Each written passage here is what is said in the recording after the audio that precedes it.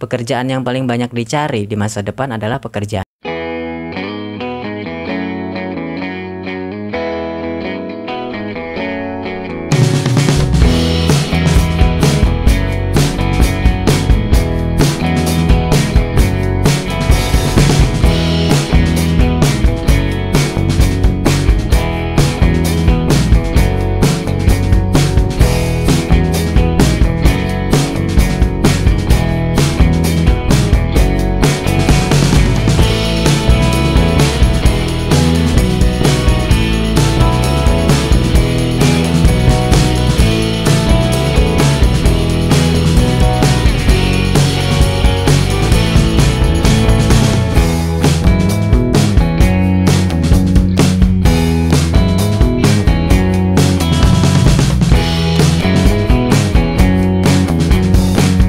depan.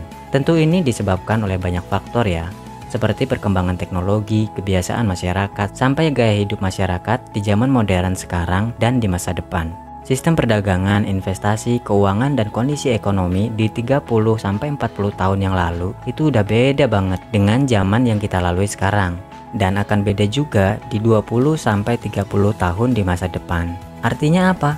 Tantangan ekonomi orang-orang zaman dulu itu udah beda dengan tantangan ekonomi saat ini dan di masa depan. Misalnya, kalau zaman dulu orang mau jual dagangannya, mereka itu harus bersusah payah keliling kota atau keliling kampung supaya dagangannya laku.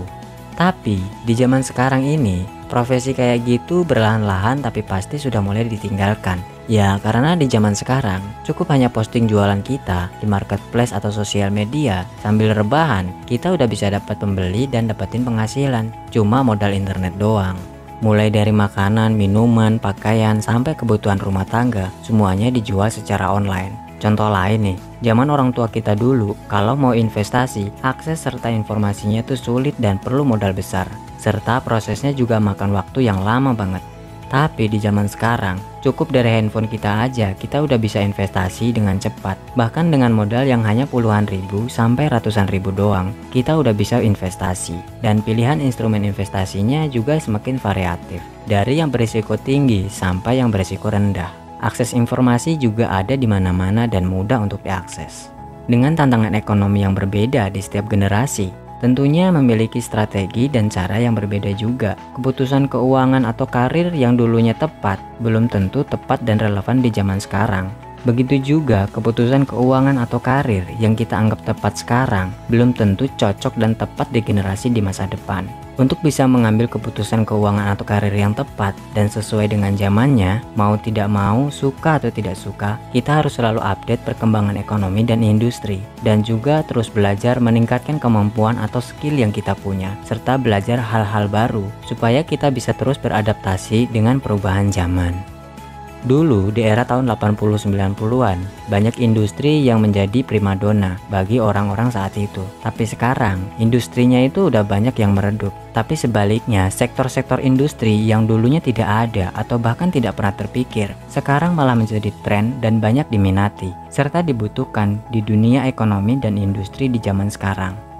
Sekitar tahun 80-90-an dikenal sebagai kejayaan pembangunan Indonesia. Karena pemerintah kita saat itu melakukan pembangunan besar-besaran di berbagai daerah. Ditambah lagi dengan naiknya harga minyak mentah dunia saat itu. Tentunya membuat pemasukan negara menjadi sangat besar. Dan sebagian pemasukan negara digunakan untuk pembangunan. Dengan masifnya pembangunan pada masa itu, tentunya hal ini tidak terlepas dari dunia tenaga kerja.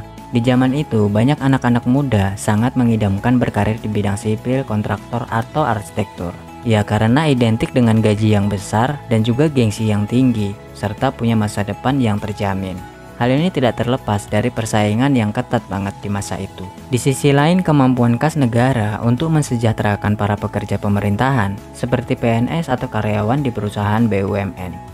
Dengan gaji yang tinggi dan juga tunjangan pensiun yang pasti, masih sangat menarik di zaman itu. Tapi di zaman sekarang ini, kerja di BUMN, konstruksi atau jadi PNS bisa dibilang udah nggak semenarik dulu lagi. Walaupun secara penghasilan mungkin masih tergolong tinggi ya. Nah, ini terjadi semenjak pergeseran tren industri di tahun 2000-an ke sektor industri teknologi, di mana era teknologi internet dan smartphone yang semakin maju.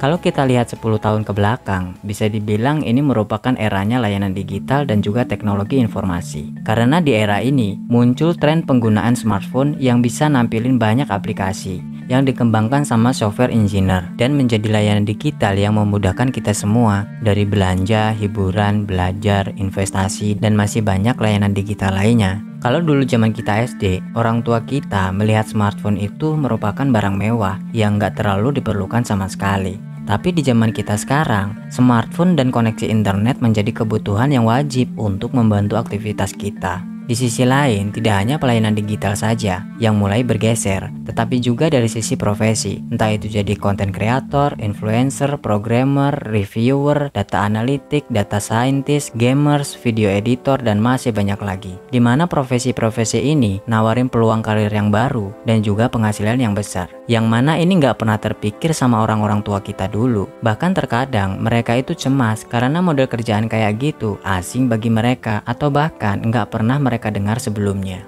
Bahkan nih, menurut laporan World Economic Forum, 8 dari 10 pekerjaan yang akan banyak dibutuhin di masa depan akan berkaitan sama teknologi yang mungkin belum kita kenal, dan pekerjaan-pekerjaan konvensional di zaman-zaman orang tua kita dulu kini pamornya semakin meredup dalam beberapa tahun ke depan.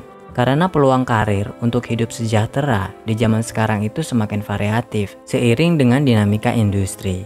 Makanya itu, pilihan karir menjadi PNS, karyawan BUMN, pebisnis properti, bikin kos-kosan, atau ruko yang disewain udah jadi tidak semenarik dulu lagi.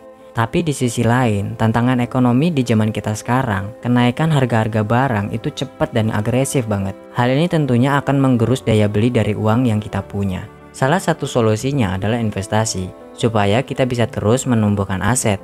Ya, setidaknya kita bisa melawan harga-harga barang yang terus naik gila-gilaan. Tentunya di setiap generasi punya tantangan ekonomi yang berbeda-beda dan sudah pasti punya cara dan strategi yang berbeda juga untuk menentukan keputusan yang tepat dan relevan di zamannya. Oke deh, segitu aja video kali ini. Semoga jadi hiburan sekaligus edukasi buat kamu. Sampai jumpa di video-video selanjutnya.